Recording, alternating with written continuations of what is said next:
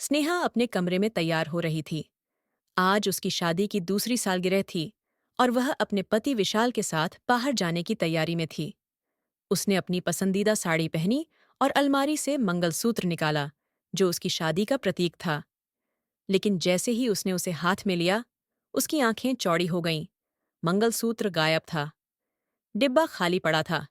उसने घबराकर सारा कमरा छान मारा, पर वो कहीं नहीं मिला। विशाल घर आया तो स्नेहा ने उसे बताया। उसने हल्के से हंसकर कहा कि शायद वो कहीं गिर गया होगा, पर स्नेहा का मन नहीं माना।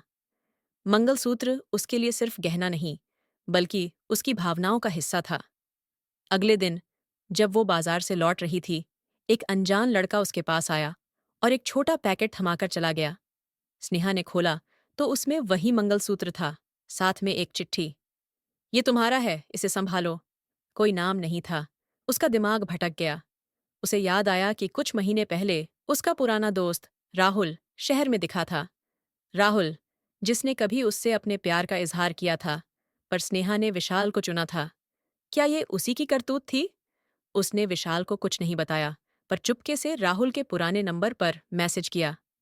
जवाब आया कि वो शहर में नहीं है, पर उसकी बातों में झिझक थी।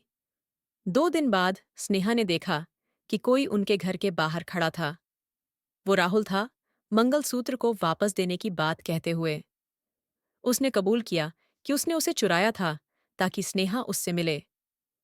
स्नेहा ने गुस्से में उसे भगा दिया और मंगलसूत्र को फिर से पहन लिया, ये तय करते हुए कि उसका सच अब सिर्फ विशाल के साथ है।